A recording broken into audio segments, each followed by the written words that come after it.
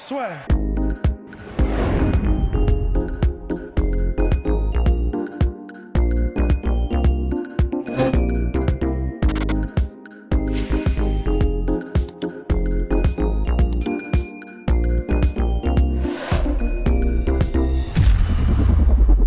All right. 50 G's. Highland baby, we did it.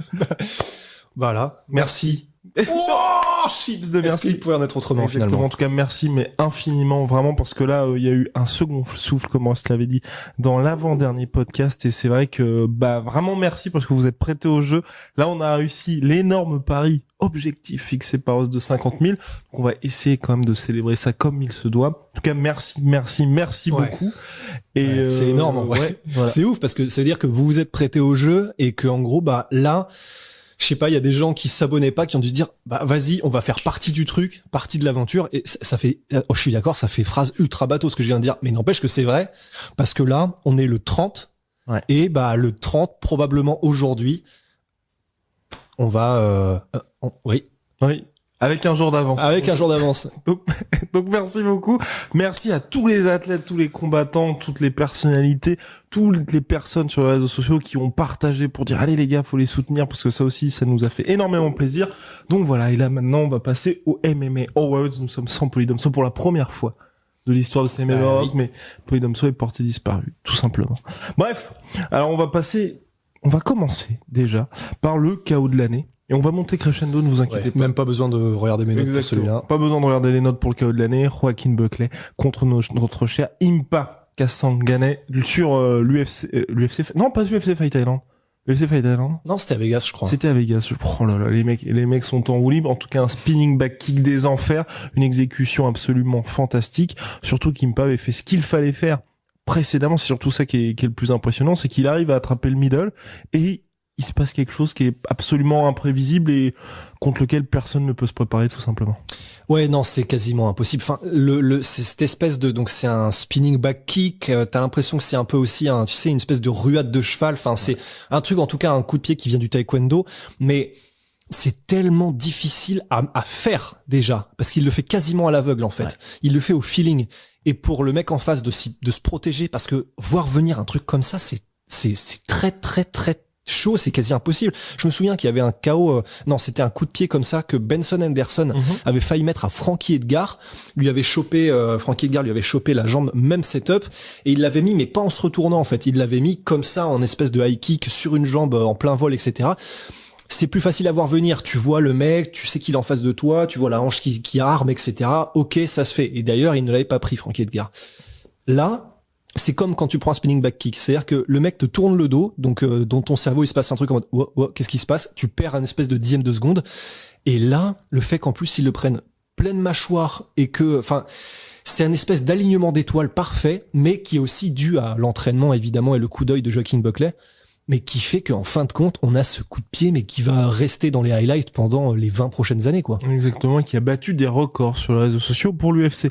Juste, c'est un peu, à mon avis, ce kick va prendre la relève sur tous les highlights, parce qu'en plus là il est en ultra HD du coup de pied d'Anthony Pettis, le Showtime kick, tu vois, qui était encore montré jusqu'à maintenant, alors qu'il a peut-être 10 piges, quoi. 10 piges, oui. Le Showtime kick a fêté ses 10 piges début décembre. Putain, mais tu sais tout. On est partout, mon cher Ross. Maintenant, on va passer à la soumission de l'année. Oui. Est-ce que je peux faire une petite mention honorable quand même au KO? Oui, il y a des mentions honorables. Ouais, il y a des petites mentions honorables, et moi je pensais, alors, ok, c'est une patate de forain, et c'est pas du Cory Sandhagen ou du Adesanya dans le KO, mais Cody Garbrandt contre Rafael Assunção, c'est vraiment la définition même. Au buzzer en plus, c'est la définition vraiment d'un arrachage de tête en fait. Parce que là, c'est vraiment le truc qui va chercher, mais derrière, mais vraiment, il va gratter la cage et ensuite il la met. Et vraiment, c'est le truc, tu dis normalement ça passe pas. Il prend tellement d'élan, mais il est tellement rapide aussi, Cody Garbrandt. Et là, il la met, mais pleine balle. Et franchement, le mec, Assunção tombe mort, quoi, en fait. Ouais. Et le KO est tellement spectaculaire et impressionnant qu'on est obligé de le mettre dedans. Parce qu'il y a eu pas mal de KO qui ont été superbement set-up, des KO, mais vraiment de techniciens, etc. Mais je pense que malgré tout, dans le KO de l'année, il faut mettre quelque chose qui soit aussi spectaculaire. Et à l'UFC, généralement, parce que, en tout cas. C'est le plus haut niveau. Voilà, le plus haut niveau, donc voilà. Bravo à Cody Garbrandt. On va passer maintenant à la soumission de l'année où là, peut-être, je suis même sûr, qu'il y a des désaccords au sein de l'équipe La Sueur. Alors pour ma part, la soumission de l'année, c'est la fameuse triangle choke de Khabib Nurmagomedov contre Justin Gaethje. Alors certes, c'est pas la plus impressionnante par rapport à l'année dernière et notre cher Mitchell qui avait réussi un twister absolument fantastique, qui avait été lors de la soirée La Sueur, dans la nuit blanche La Sueur, et qui avait été notre soumission de l'année. Mais là, on va dire, je récompense surtout, on va dire, l'accomplissement, tout le contexte qui avait particulier autour du combat, un des plus attendus de l'année, un des plus importants de l'année, face à un adversaire comme Justin Gaethje aussi, qui est pas un mec random, et puis aussi combat pour le titre. Donc pour moi, ça coche toutes ces cases-là. Et puis il y a aussi ce côté, on avait parlé lors de l'analyse d'après-combat, on avait l'impression tuto triangle choke de la part de Khabib. Donc là, bien évidemment, il y a le fait aussi que Justin Gaethje il a l'air complètement perdu en JJB, mais il y a cette exécution-là qui fait que pour moi, voilà, je tenais à récompenser Khabib Nurmagomedov qui a besoin de récompense parce que bon, pas très connu. On sait qu'il regarde tous nos podcasts et qu'il veut tout le temps des shout-outs, donc voilà. Bref, donc Khabib, bravo à lui pour cette soumission. Même si Rust là a quelque chose dans son sac. En fait, oui, mais non, parce qu'en fait, oui, parce que ma soumission, c'est une vraie soumission. Enfin, je vais pas dire une vraie soumission, mais dans le sens, elle mérite plus le côté soumission de l'année. Je sais pas si tu penses à celle que je pense, parce que moi je pensais à celle de Brian Kelleher en fait. Eh oui, c'était elle. 39 secondes, top chrono. Ouais, c'est ça. Donc Brian Kelleher contre Odd Osborne, et le combat est assez fou parce que déjà Odd Osborne, il commence par un espèce de Superman punch kick en même temps en plein air, enfin un truc de fou. Au bout de 3 secondes de combat, ça va au sol et là Brian Kelleher place sa guillotine, sa spéciale. Et en fait, elle est rapide, elle est efficace, et en fait, le mec est tellement empaqueté, vraiment, mais comme un colis cadeau, qu'en fait, il est obligé de taper avec le pied derrière lui. Et c'est vrai que c'est tellement fou ce qui se passe en 40 secondes et surtout le fait de taper avec le pied, c'est tellement rare à ce niveau-là, en gros, d'être complètement saucissonné, que t'es obligé de taper avec tes ongles, que, du coup, j'ai vraiment, quand tu la vois en live, elle est quand même assez impressionnante et tu te dis putain mais qu'est-ce qui vient de se passer, et du coup j'avais envie de faire un shout-out à celle-là, mais néanmoins en fait tout à l'heure quand on faisait nos recherches et tout, c'est vrai que même quand on en parlait tout à l'heure, tu m'as convaincu en fait. C'est vrai que celle de Khabib, je suis obligé de la mettre aussi en fait en numéro 1 parce que il y a tout, comme tu l'as dit, il y a absolument tous les ingrédients. Il y a le côté facilité extrême, il y a le côté c'est pour le titre. C'est un petit peu comme quand Anderson Silva avait mis son KO contre Belfort, tu sais.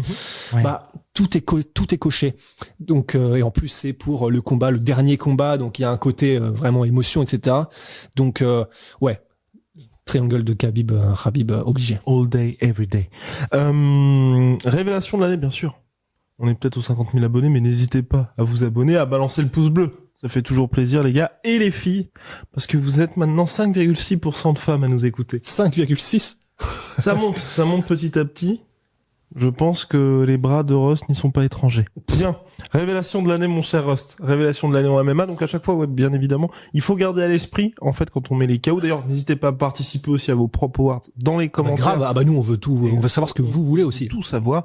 En fait, il faut garder à l'esprit que nous, on privilégie l'UFC, mais vous allez voir qu'il y a d'autres combattants dans d'autres organisations, dans le sens où vous prouvez au plus haut niveau, à l'UFC ou au Bellator dans des combats pour le titre, parce que bien évidemment, des KO de l'année, on a partagé nous-mêmes des highlights, il y a des highlights qui ont lieu dans d'autres organisations, mais comme c'est face à des gars qui ne sont pas à un niveau top, je vais pas dire que c'est un peu plus simple, mais vous êtes d'accord que ce qu'Anderson Silva fait contre Vitor Belfort pour le titre middleweight, il fait ça contre Vitor Belfort dans un combat où il y a des enjeux complètement fous. Faire ça, ouais, c'est ça. Enfin, en Ille-et-Vilaine, c'est pas pareil. J'ai rien contre l'Ille-et-Vilaine. Hein. Je crois que j'y ai jamais été d'ailleurs. Ouais. Mais en tout cas, oui, c'est ça. Ille-et-Vilaine, c'est Rennes. C'est Rennes? Oui, c'est Rennes. C'est l'Ille-et-Vilaine, Rennes? Oui, comme quoi. Putain, mais wesh. Et donc, Rust, il a fait du sale en Ille-et-Vilaine. Je crois pas. Moi, je crois que si. À Rennes? À Rennes, ouais. Putain, merde, je sais plus. Mais en tout cas, voilà, oui. Effectivement. Vous n'avez plus le droit d'y mettre le pied. Voilà. C'est comme dans Red Dead, tu sais. Alors donc, révélation de l'année, pour moi, c'est Khamzat Chimaev. Tout simplement parce qu'il est signé à l'UFC. Il avait certes une hype derrière lui, mais on en avait parlé, je crois, dans un petit podcast précédent, en disant attention, le mec va peut-être faire des trucs, mais pour le coup, passer de 40 000 abonnés à plus d'1 million, 3 combats, autant de victoires, top 15 UFC, là il était parti avant sa défaite, avant sa blessure, à affronter le numéro 3 de la catégorie welterweight, voilà, enfin c'est vraiment, le mec a tout explosé cette année, et rappelons qu'il n'était pas à l'UFC début 2020, donc pour moi c'est vraiment Voilà, le mec est devenu une star cette année et n'était pas à l'UFC au début, donc formidable. Et puis je vais pas dire que le futur s'annoncera Dieu, mais il est quand même parti pour faire de très très grosses choses en 2021. Mais Rust a un autre nom, quelqu'un qui l'a mis une rouste à Las Vegas. Non. Tu vois, c'est exactement pour ça que j'avais dit ce qui s'était passé, parce que comme ça au moins c'était clair. Mais c'est que oui, en fait, c'est Kevin Holland. Et c'est pas parce que je l'adore. Et je l'adore depuis le début. Donc depuis le début. C'est vrai que depuis le début, il nous saoule. Oui. Kevin Holland. Mais oui, mais parce que je me souviens qu'en fait, et je suis désolé hein, pour ceux qui l'ont déjà entendu 1000 fois, mais je l'avais vu pour la première fois. J'avais même pas vu son combat parce qu'en fait, on était en train de taffer. C'était à la Fight Island, on était dans la press room et je l'avais vu arriver. J'avais pas vu son combat et je l'ai vu en conférence de presse d'après combat. Je l'ai kiffé. En gros. Il a une manière de parler, il est réel, mais en même temps, il est vraiment sans prise de tête, il est marrant, il est naturel, authentique, mais il est enthousiaste et tout. Et j'étais tombé, mais amoureux, mais direct de la personnalité de Kevin Holland. Du coup, j'avais fait, putain, c'est qui ce mec? Et donc, s'il était là, c'est parce qu'il avait gagné en conférence de presse. Donc, j'avais été voir le combat, j'avais fait, ok, il y a quelque chose. Il est créatif, il est pas orthodoxe, il est bon partout, particulièrement en striking, mais il est bon partout. Et force a été de constater que l'année 2020 de Kevin Holland, qui est encore jeune, je crois qu'il a 27, elle est monstrueuse. Mais pourquoi est-elle monstrueuse, mon cher? Parce que 5 combats en 2020, ce qui est rarissime, de faire 5 combats à l'UFC. En ayant débuté en mai. En ayant débuté en mai en plus. 5 combats, 5 victoires, 4 finitions. Il a d'ailleurs, j'en profite pour le placer, mais le fameux Joaquin Buckley qui a mis le KO de l'espace, donc KO de l'année, donc c'était chaud, mais Kevin Holland l'a battu. Par exemple, lui a même cette fait année. sauter le protège-dents. Voilà. Donc Kevin Holland l'a battu, c'est-à-dire que il a tout fait cette année et il a fini en apothéose en battant Jacare Souza. Qui est l'un des KO de l'année aussi. Par un des KO de l'année aussi, donc. Oui, Khamzat Chimaev, en fait, est devenu une beaucoup plus grosse star que Kevin Holland et en moins de combats et en moins de temps, c'est vrai. Néanmoins, on est obligé, je pense, de parler de Kevin Holland tellement ce qu'il a fait est fou aussi. Complètement fou, donc big shout out à ma man, Kevin Holland. Ouais. Et surtout, il aurait très bien pu aussi prétendre au trophée de combattant de l'année. Oui. Bien, maintenant, on va passer aux Français. Cocorico, les Français, on va honneur aux dames. Française de l'année, combattante française de l'année. Et là, c'est presque comme une évidence pour nous. C'est Manon Fiorot, parce que 3 combats, le titre à l'UAE Warriors, mais Rust va vous en parler bien mieux que moi. Manon Fiorot, en fait, c'est vraiment garder un œil dessus. De toute façon, vous n'aurez pas le choix puisqu'elle est maintenant à l'UFC. Donc après ces 3 victoires à l'UAE, donc elle a remporté des titres partout où elle est allée. Elle est déjà championne du monde amateur de MMA avant même de commencer sa carrière pro. Une fois qu'elle a commencé sa carrière pro, ça a été une bombe atomique. Enfin vraiment, elle a explosé tout le monde. Elle a explosé des filles qui étaient elles-mêmes déjà très très hautes classées comme Amanda Lino, la championne de l'UFC qui est vraiment elle-même hardcore. Elle a battu, donc on le répète, la championne de JB Corinne Laframboise. Elle a battu 2 autres personnes après, et qui étaient elles-mêmes pas mauvaises. Mais surtout, c'est la manière. C'est la manière dont elle gagne Manon Fiorot qui est impressionnante. Autoritaire, technique, diverse dans tout ce qu'elle fait. Un arsenal d'une profondeur qui est vraiment, vraiment, vraiment ultra stylé. Et elle a 30 ans, oui, mais elle a rattrapé déjà tout son retard en fait, parce que elle a 30 ans mais ça y est, elle est à l'UFC, elle a 30 ans mais elle a explosé déjà tout le monde, et elle a 30 ans mais son skill set, son panel de compétences, là clairement, évidemment, de toute façon elle va s'améliorer partout, et elle est très bien entourée à Nice avec Aldric. Mais là, ce qu'elle va faire à l'UFC, je pense que ça peut être énorme. Particulièrement dans une catégorie flyweight où il y a possibilité, tu vois. Ok, la championne, ça va être très très chaud, mais il y a possibilité de faire quelque chose. Donc je pense qu'elle va briller, je pense qu'elle a tout pour, et je pense que ça va être assez énorme.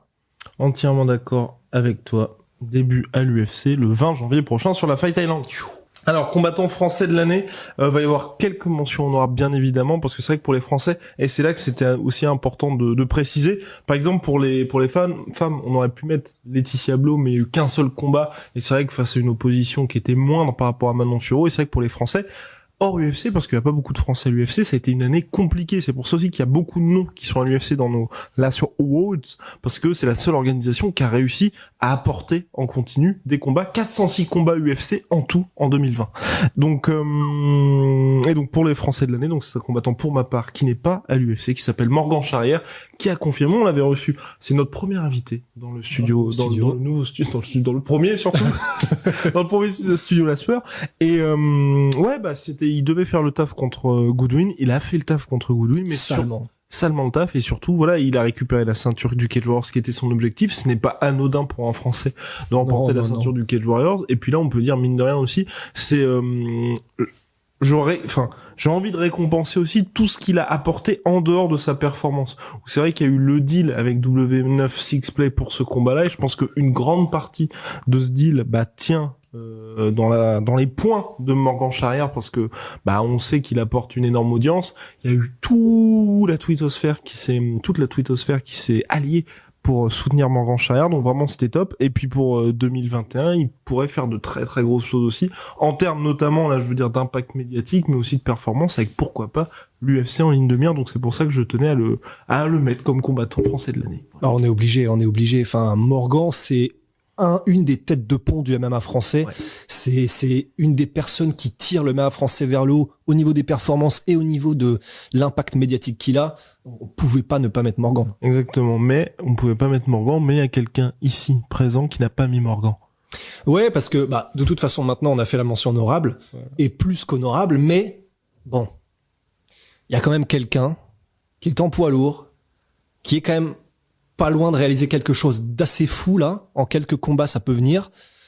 C'est Cyril Gane. On le connaît bien, on le surkiffe. Et ce qu'il a fait contre Junior Dos Santos, c'est magnifique. Il a rattrapé le retard qu'il avait pris en ne combattant pas à cause de diverses blessures, à cause de problèmes d'adversaires, etc. en 2020. Il a combattu fin 2020. Il a délivré la performance qu'on espérait. Il est parti pour les cimes, pour les hauteurs, pour les sommets. Bon. Là, on est parti pour quelque chose de grand. Quand on voit ce que Cyril, déjà au niveau des compétences, je sais que je me répète et je sais que j'ai l'air d'en faire trop quand je parle de Cyril, mais bon, de ce que je sais du striking, c'est exceptionnel ce qu'il fait Cyril. Franchement, demander à n'importe quel combattant qui est technique et qui peut un peu analyser vraiment le striking, etc. Bon, regardez le reportage La Sueur sur la Fight Island où Fernand Lopez, head coach de Cyril Gane, livre son analyse, et ça, peu importe qui Cyril affronte, on a l'impression que les mecs sont pétés. Exactement. Et là, vous allez pouvoir le voir, je pense, dans les prochains combats de Junior Dos Santos. Les gens qui ont vu, on en avait parlé dans le podcast précédent, les gens qui ont vu les combats qui ont suivi pour Tanner Bowser, où en fait le mec il est pas mal, ou contre Tail Mace, ou tous ces gars-là, quand c'est contre Cyril, c'est putain, le mec est nul à chier. Et en réalité, non, c'est juste que Cyril arrive à complètement nullifier les forces de son adversaire. Mais c'est ça, parce que Dontel Mace a gagné à l'UFC après, Tanner Bowser a gagné à l'UFC après, donc, ça veut dire que ce sont quand même des mecs qui sont bons. Et comme tu le dis, à Busan, on y était, et contre Dontel Mace, on a pensé le combat plusieurs fois. Effectivement, t'as l'impression que le mec, littéralement, a été pris comme faire-valoir et qu'il n'a aucune compétence martiale, tu vois. Alors qu'en fait, c'est simplement que, et c'est là où c'est très bon signe, c'est que la manière dont les bat Cyril, c'est un peu comme un champion battrait des mecs qui sont du B-class fighter avant de devenir champion, quoi. Donc c'est absolument énorme, et tous les espoirs sont permis, et vraiment les plus grands espoirs sont permis pour Cyril. Et j'ai envie de dire, dans le pire des cas, en fait, c'est ce qui est hyper intéressant avec la carrière de Cyril, c'est personnellement, moi s'il est pas champion, en fait, il sera top 3 mondial. Ouais. Donc, ça veut dire qu'en gros, pour les 5 prochaines années, on va avoir que des combats complètement fous pour Cyril. Et même s'il venait à perdre pour le titre, ou s'il se retrouve face à des Curtis Blades, parce que là, ça va être des gros tests. Enfin, on en a déjà parlé, mais pour nous, les vrais gros tests pour Cyril, c'est Francis Ngannou et Curtis Blades. Même ça veut dire que t'es 3e mondial, bon. Ouais. Oui, ça va. Et puis c'est tout dire, parce que pour nous, par exemple, un combat Miocic-Cyril, ça va être chaud, parce que si Miocic décide d'utiliser la lutte, ça peut être tendu, mais moi je mets Cyril, je pense que je mets Cyril. Un combat Miocic-Cyril, je mets Cyril, et donc on rappelle Stipe Miocic qui est le champion poids lourd de l'UFC. Et de toute façon, voilà, Seul l'avenir nous le dira. Donc avant de nous insulter, hein, vous pouvez regarder. En tout cas, jusqu'à maintenant, à chaque fois, Cyril, on dit que tout le bien qu'on pense de lui. Et force est de constater que dans la cage, c'est très impressionnant, mon cher Rost. Bien, maintenant on va passer. Ah oui, mention honorable quand même. Amin Ayoub, champion du break, avec la manière superbe KO d'Amin Ayoub cette année. Voilà, pour moi, c'était l'autre vraie grosse mention honorable, parce que c'est vrai qu'ensuite il y a eu Abdullah Abdouragimov aussi au bref qui a enchaîné les victoires. Lazy King. Mais là aussi, il y a, en fait, j'aurais aimé qu'il reprenne sa ceinture cette année. Ouais. On va dire, pour vraiment pleinement valider tout ça. Et puis sinon, c'est vrai que pour les autres Français, ça a été un petit peu une année un petit peu plus tranquille. On avait déjà parlé de Nassourdine, mais là, bon, c'est pas, on va dire, c'est pas les mêmes sommets pour le moment. Ouais, c'est ça. Il est en bonne voie, mais effectivement, il a pas encore, Nassourdine, réalisé ce que, par exemple, pris la ceinture comme Amin Ayoub au Brave, ce qui est quand même énorme, ouais. Ou eu des victoires contre des noms encore à l'UFC. Voilà, et puis c'est les Lasso Awards, il ne faut qu'un vainqueur. Enfin, ou deux. Bien, maintenant on va passer aux combattants tout court de l'année. Enfin non, combattante de l'année. Honneur aux femmes. Combattante de l'année, pour ma part, la combattante de l'année, Valentina Shevchenko, championne flyweight. Pareil. Alors cette année, il n'y a pas eu de super gros combat pour elle, ni de finish absolument impressionnant. Mais c'est vrai que dans une année particulière pour le MMA, elle a déjà combattu 2 fois pour un champion UFC, ce qui est assez rare. Donc TKO en crucifix contre notre cher Keltin Chookagian, cher, pas vraiment. Et puis décision unanime contre Jennifer Maia. Bon voilà, en fait ça vous donne toutes les, et c'est aussi pour ça que personnellement moi je nourris de gros espoirs pour Manon Fiorot, c'est quand vous regardez les challengers de Valentina Shevchenko dans cette catégorie flyweight, il y a la place. Et donc voilà, elle a juste fait le taf. Maintenant j'ai envie en fait soit qu'elle monte contre Valentina, contre Amanda Nunes, ou alors qu'il y ait, ce qu'elle a déjà fait. Ce qu'elle a déjà fait 2 fois, donc c'est compliqué. Ou alors que, tu vois, il y a Weili Zhang qui se décide de monter. Enfin, en gros, j'ai envie qu'il y ait un petit peu d'excitation. Ouais. Parce que là, ils peuvent mettre... Ça va être la même mayonnaise, ça va être hyper pénible à voir. Et pour l'instant, il y a personne qui est à son niveau. Elle est en train de faire, en fait, une Demetrius Johnson, quoi. Ouais, elle est en train de faire une... Oui, elle démonte tout le monde, mais comme l'opposition n'est pas forcément au rendez-vous, on est en mode... c'est la championne, c'est indéniable. Elle règne, c'est indéniable, c'est la reine, mais quand est-ce qu'on voit quelque chose qui nous excitera un peu sous la dent, quoi. Ouais, donc voilà, en tout cas, bravo pour Valentina Shevchenko. Pareil, tout pareil. Tout pareil. Et bien maintenant, on va passer aux combattants de l'année. Il y a des divergences au sein de l'équipe la soirée. Et donc pour ma part, le combattant de l'année, tout simplement, c'est Israël Adesanya. Alors le combat contre Yoel Romero, il était peut-être pas spectaculaire. Donc regarde ses notes, bien évidemment. Je savais qui je voulais, mais je voulais être sûr que j'en avais pas d'autres. Pour moi, c'est le combattant de l'année. Déjà, le combat contre Yoel Romero, certes, il était soporifique, mais personne ne s'en est sorti de cette manière face à Yoel Romero. Donc moi, je préfère le voir de ce côté-là. De me dire qui s'en est sorti indemne face à Yoel Romero, à part Israël Adesanya. Enfin, dans ces derniers temps, bien évidemment. Et puis surtout, c'est à Yoel d'y aller, en fait. Ouais. C'est-à-dire que, oui, le combat était soporifique, clairement. Là, je pense que personne va le nier. Mais, si, c'est le challenge, c'est au challenger d'aller chercher la ceinture. C'est-à-dire que le champion, il a pas à prendre des risques inconsidérés, parce que c'est sa ceinture qui est en jeu. C'était à Yoel de faire le combat, c'était à Yoel d'être agressif, d'y aller, de chercher, de montrer qu'il veut la ceinture, de provoquer des opportunités. Il l'a pas fait. Donc, oui, c'était soporifique. Si ça avait été un combat pas pour la ceinture, donc par exemple en mode Francis Ngannou contre Derrick Lewis, là c'était difficilement pardonnable. Ça reste des athlètes et on n'a aucun conseil à donner. Mais là, il y aurait eu un petit problème. Là, c'est simplement que le challenger n'a pas fait le taf. Ouais. C'est pas au champion d'aller chercher le challenger. Donc il y a ça, et puis il y a cette démonstration contre Costa, quoi. Eh oui. Deuxième combat de l'année pour Israël Adesanya, masterclass absolue contre notre cher Paulo Costa. Il n'a pas existé, Costa. Premier homme à finir Paulo Costa, premier homme à battre Paulo Costa, sans l'ombre d'un doute, et qui vient poinçonner ce côté, j'ai nettoyé la catégorie middleweight. Donc c'est pour ça que je voulais tirer mon chapeau Israël Adesanya, même si c'est vrai que là pour moi il bénéficie surtout encore une fois du coronavirus, parce que il y a ces deux victoires, mais il y a pas non plus ce côté indéniable de Israël Adesanya, le combattant de l'année. D'ailleurs, il y a un autre combattant dont Rose va vous parler, qui pour moi aurait très bien pu être le combattant de l'année, et Voilà, il est passé à une victoire. Mais Un point de pénalité d'être Ouais. le combattant de l'année. Oui, parce que ça n'est pas une défaite. Et c'est ça qui est, donc, Deiveson Figueiredo, le champion flyweight. On vient de parler de Demetrius Johnson. Figueiredo, c'est l'antithèse. C'est vraiment, c'est l'opposé total, en fait. C'est un mec qui, bien sûr, il n'a pas les compétences de Demetrius Johnson. Ça n'est pas le combattant parfait qu'est Demetrius Johnson. On est tous d'accord, je pense. Mais, ce qu'il apporte, c'est qu'il donne envie de regarder, en fait. Ouais. Oui, Demetrius aussi, parce que t'as envie de voir ce que c'est que la perfection, mais c'est pas excitant. C'est pas excitant. Pas autant, en tout cas, que Figueiredo, qui, donc, le Deus de Guerrera, le dieu de la guerre, il a été, donc, sur l'année 2020, il a combattu Benavidez une fois. Il y a eu un choc il a gagné par KO, mais il y a eu un choc de tête. Joseph Benavidez était en mode je suis pas content, je suis pas satisfait du résultat, je veux la revanche. Ah bah il a été satisfait. Là. Il a été Il ouais, en voilà. a eu pour son argent. C'est ça. Il a voulu être resservi, mais voilà, enfin, sauf que effectivement, il lui a envoyé le buffet et pas qu'une assiette, quoi. Ah bah, Figueiredo. pour le coup, juste ce combat-là, bah pour moi, voilà. Si on devait donner l'award de la branlée de l'année, c'est celui-là. Ah, non mais vraiment, Oui, c'est vrai, mais c'est vrai. c'est terrifiant.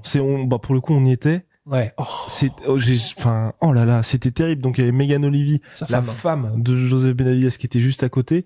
Elle a vu son mari se faire mettre knockdown 4 fois. Et à la fin, il se sort de 2 soumissions, 2 étranglements. Le 3e, il se fait endormir carrément. Et il y a un espèce de cri en plus. Il a crié quand il s'est réveillé. Enfin, c'est terrifiant. Ouais, tout. Terrifiant. C'était vraiment un sale film. C'était Serbian Movie, ce truc. Non, Enfin, j'ai même, c'était- je pense que j'ai même jamais vu un combat, tu vois, avec ce niveau-là où t'as De vraiment tristesse. une impression de tristesse et de dire arrête, enfin, même pas arrêter le combat, mais Ouais. t'as l'impression d'un enfant face à un adulte. Ouais, en fait, non, je pense que c'est ça. C'est, en fait, dès le début, les premières secondes, t'avais envie de dire arrêtez. Alors qu'il s'était rien passé de significatif, tu vois. Mais t'avais envie de dire non, arrêtez, Au arrêtez. premier échange, c'était oh non. Ouais. Non. Mais vraiment, et ce serait comme si, tu vois, toi ou moi, on rentre, ou même nous deux en même temps, on rentre dans la cage contre Francis Ngannou. Ouais. Au bout de 4 secondes, je pense que les gens seraient en mode, ah oui, on a payé, on voulait voir, ça a l'air marrant, non, mais arrêtez. Enfin, non, ça avait l'air marrant, ça va être horrible. Ouais. Là, c'était un peu pareil. Enfin, ça, sur le papier, c'était excitant parce que Benavidez est quand même un sacré contender. Il a prouvé. Mais là, il y avait un différentiel de puissance et j'ai l'impression un différentiel aussi de qui le veut. J'ai eu l'impression que Benavidez était pas là. Il était, oui, non, très rapidement, je pense, dès le premier knockdown, tu vois, t'as vu les espèces de flash du premier combat et de se dire, ah oui, non, en fait, c'était pas le coup de tête. Oui, en fait, j'aurais pas dû. Ouais. Effectivement. Et l'autre problème, c'est, il y avait ce côté-là, il avait pas envie d'être là, mais peut-être un petit peu trop, je vais dire, courageux, dans le sens où, tu vois, il a quand même combattu toutes les soumissions. Trop dur, quoi. Il s'est relevé à chaque knockdown. Et donc, c'est ça qui était dur aussi, Je suis désolé, bah oui, il allait passer. c'est ce qui était compliqué aussi, c'est que à chaque fois il revenait et tout le monde savait que ok t'es toujours présent, mais ça ne va vraiment pas s'améliorer pour toi. Donc voilà, donc là on est qu'à 2 combats pour Figueiredo, premier KO contre Benavidez, 2e branlée de l'année, 3e contre comment s'appelle-t-il? Axel Perez. Axel Perez, c'est ça. Alex? Je sais pas. Ouais, Alex. En tout cas, il y a 4 lettres et il y a un ALEX, c'est sûr. Mais démonstration, encore une fois, même si il a été valeureux, Alex ou Axel Perez. Il a tenté des choses. Il a tenté des choses, sauf que c'est pour ça, effectivement, qu'on dit que c'est aussi une des révélations Figueiredo, c'est qu'il y a une impression de puissance, une impression de domination, de volonté de domination, parce que dans les yeux, il y a du feu. Et d'agilité. D'agilité, de puissance. Il est technique, mais c'est vrai que surtout, c'est une Belly, c'est une voiture Belly, en fait. Et bah voilà, il l'a prouvé contre Alex Perez. Donc, impressionnant. Et il y a ce dernier combat. Monstrueux. Et surtout, donc là il y a la soumission contre Perez et ensuite le dernier combat où on ne va pas se mentir, personne ne l'attendait clairement. 21 jours après la victoire contre Perez. Ce qui est encore plus énorme. Et tout le monde était en mode, ok, on a Moreno contre Figueiredo.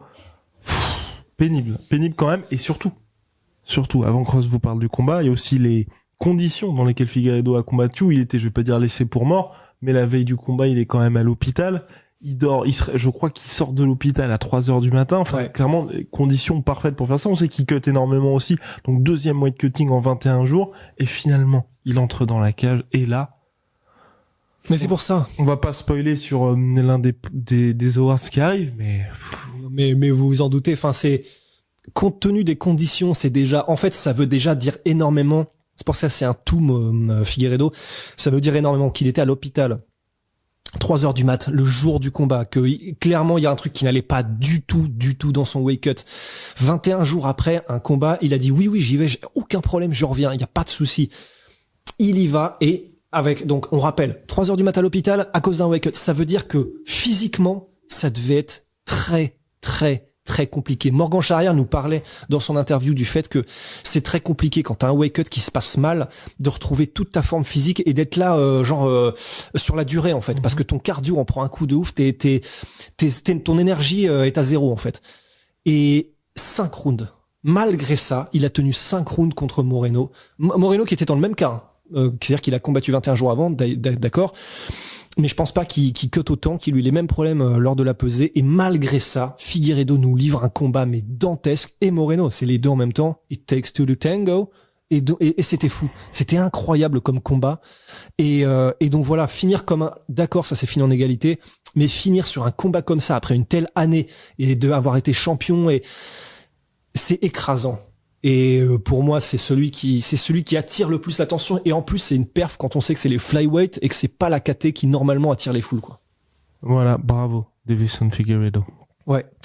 Bien, maintenant, on va passer au combat de l'année. Donc, le combat de l'année, pour ma part, c'est Dustin Poirier contre Dan Hooker. J'ai adoré ce combat-là parce que vous le savez, on adore Dustin Poirier, j'adore Dustin Poirier, et j'ai eu très très peur parce que les 2 premiers rounds, c'était vraiment en mode full guerre, et surtout full guerre à l'avantage de Dan Hooker. Et puis ensuite Dustin Poirier, par son volume, il a su dépasser notre cher néo-zélandais, mais n'empêche qu'il n'a pas démérité parce qu'il a toujours été présent. Surtout, il y a eu plusieurs reprises où en fait, ok, il y a pas eu de knockdown, pas eu de mec qui s'est retrouvé proche d'être fini, mais il y a eu des takedowns aussi de part et d'autre. Dan Hooker aussi qui a énormément travaillé de ce côté-là, donc pour ma part j'étais surpris. Il y a eu un suspense du début à la fin parce que clairement la décision, j'étais pas serein pour Dustin. Voilà, je voulais que Dustin gagne, j'étais pas serein pour lui. Et il y a eu du suspense, et puis surtout, même si il y a eu plusieurs fois les gars sont passés à ça d'être brisés, tu vois, ou du putain, le knockdown là il est pas proche du tout, et il est pas oui, il est proche, le knockdown est proche, donc j'ai adoré. Et puis ça ne s'est pas arrêté, c'était pas côté combat pour le titre comme Figueiredo Moreno, mais on n'était pas loin parce que c'était ces 2 top contenders de la catégorie lightweight. Donc non, j'ai vraiment beaucoup apprécié ce combat-là, et surtout à la différence du combat Figueiredo Moreno, on va dire, moi j'aime bien aussi le côté où t'attends énormément d'un combat. Ça fait 1 mois, tu vois, que tu l'as marqué dans ton calendrier. Enfin, même plus, celui-là, ça faisait parce il était initialement prévu en mars et puis ensuite déplacé, au mois de juin, je crois. Donc, tu vois, t'as noté ton truc, tu sais que ça va être bien. Un peu comme, Adesanya Romero.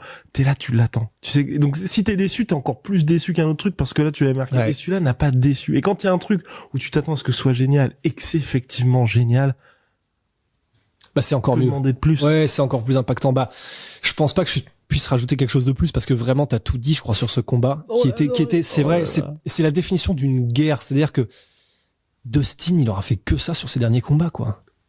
Et surtout Rust, c'est peut-être le point le plus important, c'est l'après-combat et la fameuse vidéo ESPN.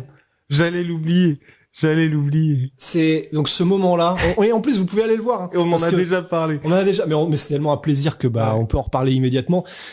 Après combat. Donc c'est une vidéo qui est sur YouTube, vous tapez After Fight, vous allez tomber dessus, c'est une vidéo d'ESPN MMA sur Poirier versus Hooker post-fight. Et en fait, on suit Dustin et Dan Hooker qui va à l'hôpital, lui quant à lui, et Dustin Poirier qui est dans sa chambre d'hôtel. Il est là et tu sens qu'il y a eu une guerre, il boite un petit peu, mais il est là, il y a pas de problème. Il est en train de ranger ses affaires. Il est en train de ranger ses affaires, il met ses chaussettes dans sa valise, tout ça. Et puis là, il y a son entraîneur qui commence à lui parler, qui commence à lui dire voyons, c'était impressionnant, quelle guerre, et puis vraiment bien Dan Hooker, mais He's a player, mais et son entraîneur de rajouter, but we showed him who's boss. On lui a montré qui était le boss. Et Dustin, de dos, le plan est parfait, de dos, à travers la porte, en train de plier son polo, on sait pas. That is correct. Oui, that is correct. Donc ça, c'est bien vrai. C'est bien vrai, c'est moi le patron. Et il continue à plier ses affaires. Et l'image, elle est juste parfaite. Pardon. Donc voilà, donc c'est pour ça qu'on voulait souligner ce combat-là. Bien pour toi, c'était donc Figueiredo Moreno. C'était Figueiredo Moreno. Et c'était aussi, c'était en 2020, j'espère. Weili Zhang. Oui. Yona Jedrzejczyk. Le mec est parti. Weili Zhang. Yona Jedrzejczyk contre Weili Zhang. Là, je pense que c'est pareil. C'est-à-dire que... c'est peut-être le plus gros combat féminin de l'histoire. Je pense. Parce que c'était juste tellement monstrueux. Les deux, du début jusqu'à la fin, très technique, explosif, une guerre. Aucune des deux n'a lâché. Ouais. Joanna Jedrzejczyk a fini en tête de montgolfière. Weili Zhang, ses kicks, enfin tout était parfait en fait. C'est-à-dire que le seul truc qui manque, c'était peut-être, et encore, il y en a même pas besoin, tu sais, une histoire à côté, Ouais, non, quelque chose qui monte et qui Et un peu médiatise plus le de truc. drama dans le combat. Quand je dis un peu plus de drama, Oui, c'est vrai qu'il y a c'est ça. pas eu de...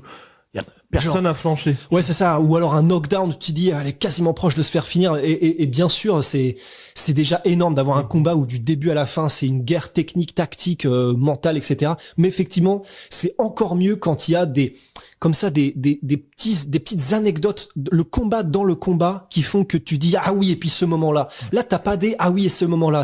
Tout le combat est ouf. C'est, par exemple, je sais pas, Gustafsson, John Jones, t'as le takedown de Gustafsson, tu vois. T'as le spinning back kick de John Jones au 5e round, spinning back elbow, le coup de coude retourné. Qui a changé tout.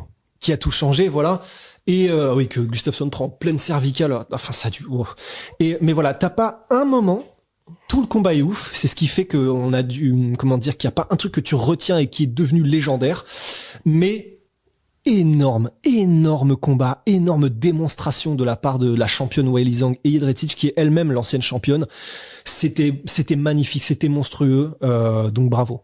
Bravo à elle. Et bien maintenant, on va finir avec notre gourmandise de l'année, mon cher Ross, parce que oui, on avait demandé des petits ajouts. Ouais, pourquoi pas. Pour moi, une petite gourmandise, c'est Kyoji Horiguchi contre Kaya Sakura 2. Ah ouais. Qui arrive bientôt au Rising 26. Donc le combat n'a toujours pas lieu, n'hésitez pas à regarder, je crois qu'en plus c'est gratuit en France le Rising sur leur site directement. Donc ouais, Kyoji Horiguchi, ça fait 15 mois qu'il n'a pas combattu, terrible blessure au genou, et là il revient, et donc je suis très content qu'il y ait ce combat là, parce que Kaya Sakura c'est le premier à l'avoir fini par non, il s'était fait oui, je crois, par soumission KO peut-être, je crois. Mais soumission, non, il a perdu par soumission contre Dimitri Johnson. Et par contre, Kyoji Horiguchi s'est fait finir par KO au premier round contre Kaya Sakura. Oui, c'est ça. Et ça qui était complètement fou. Et donc Kyoji Horiguchi, moi je l'adore, donc je suis très content qu'il revienne et qu'il y ait un super gros combat, enfin gros combat en tout cas pour les fans hardcore entre guillemets, et puis même pour le Japon, pour le Rising qui n'est pas mort malgré la crise coronavirus. Donc voilà, c'était ma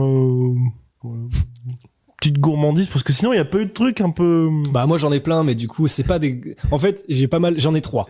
La première, je peux m'en débarrasser comme ça parce que j'ai adoré, mais voilà, c'est un combat, et donc c'est un combat que j'ai adoré parce que j'adore Gavin Tucker, j'adore ce mec, il est tellement technique, et c'est la technique que perso qui me rend gaga, quoi, en fait.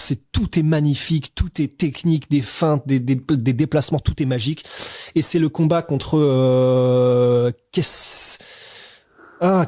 Caridio ou je ne sais plus comment il s'appelle, mais en tout cas ça se finit par Io, et le combat était ouf, et c'était en gros pendant que on était dans le vestiaire avec Cyril, et il y avait ce combat là qui passait, et c'était juste sublime à regarder. J'étais censé filmer, mais j'étais en mode enfin j'en pouvais plus, tu vois, je pouvais pas décrocher mes yeux de ce combat là tellement c'était magnifique. Et donc mes deux autres gourmandises, alors le premier c'est un autre combat, le deuxième c'est c'est le combat qu'on a vu sur la Fight Island. Exactement. En fait. Et la raison pour laquelle je mets en gourmandise, c'est parce que là il y a une plus-value d'y avoir été en personne qui était ouf, c'est le combat Raphaël Fiziev contre Mark Dekiz. D'ailleurs, l'interview de Raphaël Fiziev arrive très bientôt. God damn. Et en gros, donc c'était un combat qui a duré 3 rounds, et c'est 2 gros kickers, et en fait, donc il y avait pas de public, c'était sur la Fight Island, et pendant 3 rounds, on était sur les rangs de la presse, et donc on était à littéralement 4-5 mètres de la cage, et sans un bruit dans la salle, d'entendre les kicks, les claques des tibias qui claquent contre les côtes, contre les bras, contre les jambes de Diakiz et Fiziev, qui sont 2 énormes kickers. Franchement, mais t'avais l'impression d'un concours de gifles, d'un concours de batte de baseball sur cheval mort, et c'était impressionnant au niveau. Là, c'est vraiment une des fois où tu te dis, ah ouais, ça, il faut le voir en vrai. Y a pas mal de trucs où tu te dis, bon, bah, c'est vrai qu'à la télé, tu vois mieux, etc. Ça, c'est vraiment le genre de truc, l'avoir vécu, ça ne se voit pas, ça se vit, tu vois. Oh là là. Ouais, et c'était ouf. Et le troisième, je suis obligé de le mettre parce que j'adore Darren Till, mais c'est même pas une histoire de combat, c'est l'Instagram de Darren Till. Ma gourmandise de l'année, c'est l'Instagram de Darren Till. Je kiffe tellement son Insta. Je me marre, mais il s'en fout en fait. Il est lui-même sur Insta. Alors, ça tourne beaucoup autour de 22Q, c'est sûr. Mais pas que. Mais parce qu'en gros, il s'en fiche. Enfin, il est vraiment exactement comme il serait probablement avec ses potes quand ils volent des taxis à je sais plus où en Espagne là. Il est exactement pareil sur son Insta à Tenerife, c'est ça. Et il fait des photomontages où il met sa tête sur la tête de Dana White et en mode et la légende c'est enfin allez vous faire foutre, allez au Bellator, je vous paierai pas. Il s'en fout, ça correspond à sa personnalité et en plus de ça c'est un combattant d'exception. Franchement, allez voir son Insta et scroller en bas, vous allez vraiment vous marrer. Et regardez même les commentaires auxquels il répond, enfin c'est juste génial. Donc big shout out à Darren Till qui a même proposé sur compte Instagram de devenir cornerman de Mike Perry. Donc oui, aussi, voilà. Donc aussi des petites idées comme ça qui font plaisir. Bien mon cher Rust, c'était une année formidable. Oui. Une de plus passée en votre compagnie. Donc merci à tous les nouveaux arrivants, tous ceux qui nous soutiennent. N'hésitez pas à liker la vidéo, à vous abonner parce que après les 50 G's, je sais pas ce qu'on va faire. On sait pas ce qu'on va faire non plus. Mais en tout cas, merci. N'hésitez pas à participer aussi à vos propres MMA Awards. Et puis à très très vite pour de nouvelles aventures. Big shout out à My Sweet Protein. Moins 38% sur right there. My Protein avec le code la sueur. Enfin, pas moins 38%, moins 20% supplémentaire en plus des moins 60% actuels qu'il y a sur tout My Protein avec le code la sueur. Et moins 10% sur tout Venom avec le code la sueur. C'est magnifique. À la prochaine. À la prochaine et bonne année. Et merci pour tout. Bonne année et puis surtout la santé, c'est très important. Exactement.